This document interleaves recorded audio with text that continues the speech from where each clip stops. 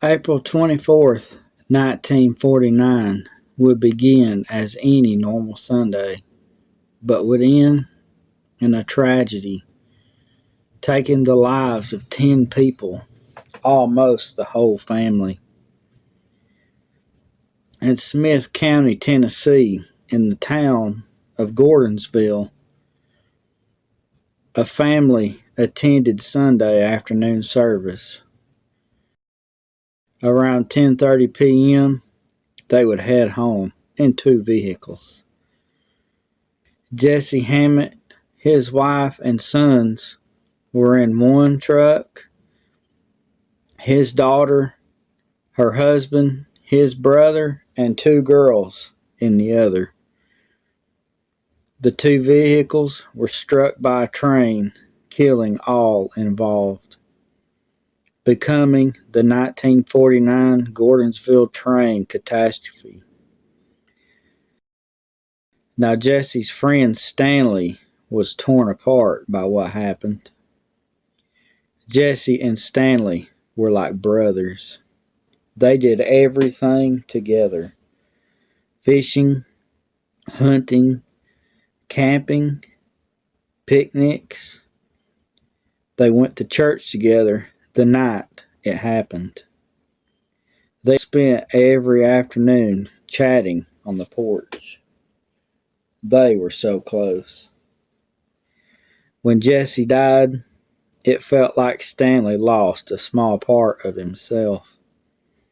Every night since that tragedy,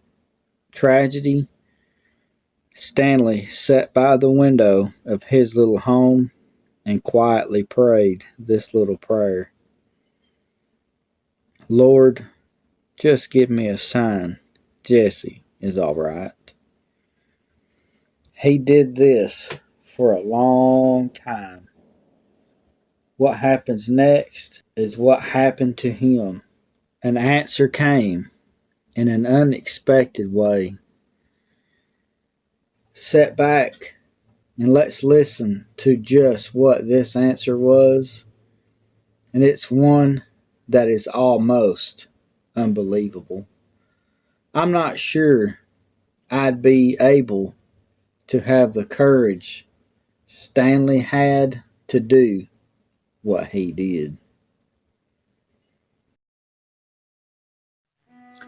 Appalachia, the mountains are like no other. From its rigid terrain, beautiful wildlife, to the people that live their lives here, to the strange, unexplained stories that folks share. Join me while I share this amazing place, one story at a time.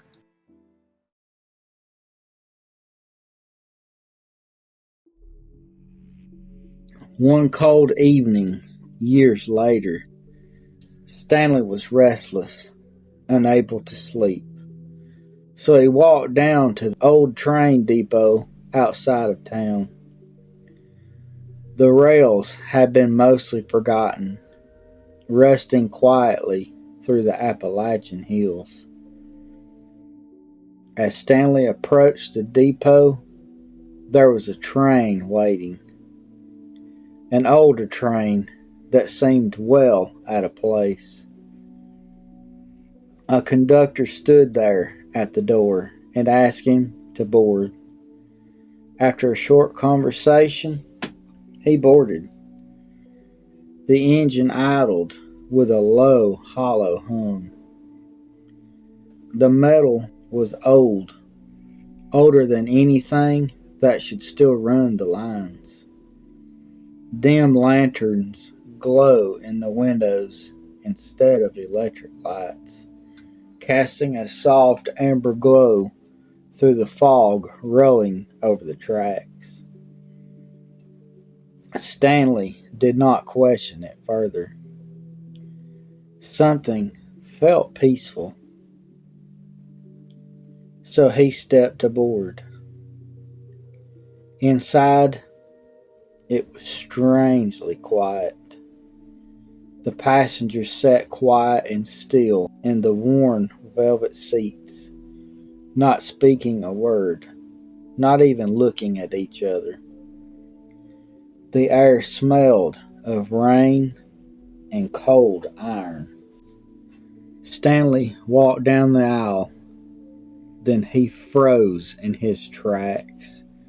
His blood run cold. The hair on the back of his neck stood straight up.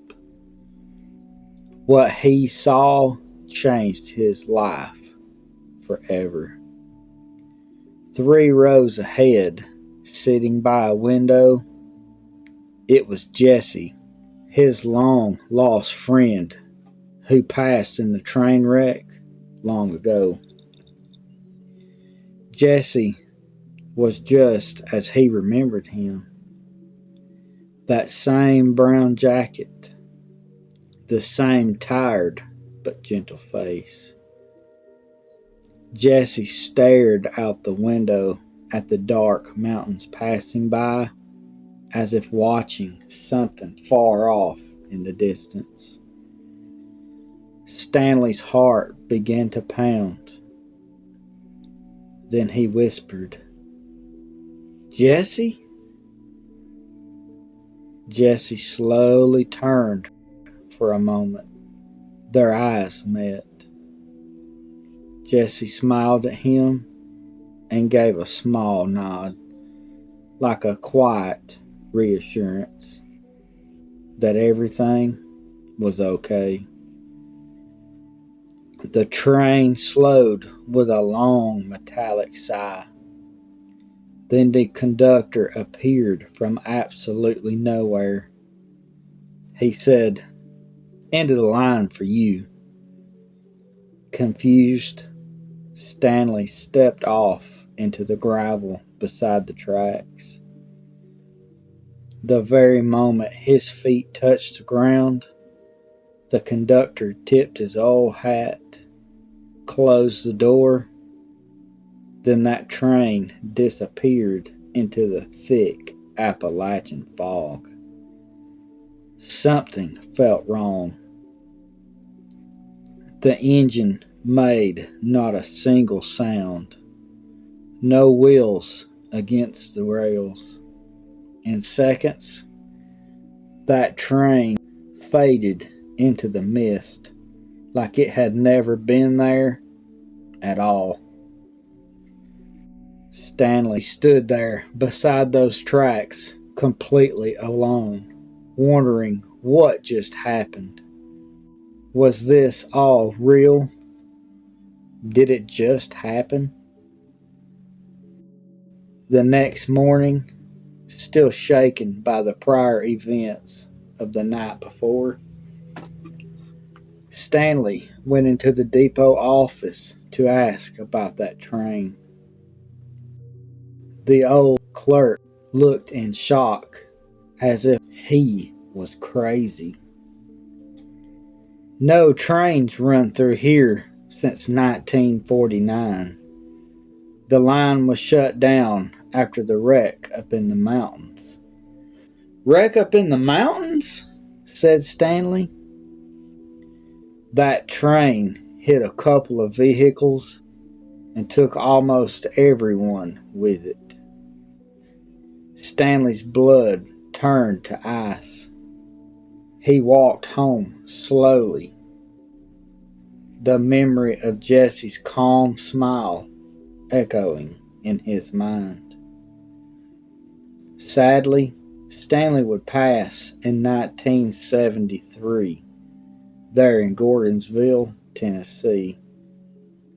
Like many others before him, he left his experiences in a journal he kept through World War II and his later life. The journal would be discovered by his family. In his final entry of that night, he wrote, "The night I rode that train, I sat by the same window where I had prayed so often. Then I finally understood. That train hadn't been meant for me.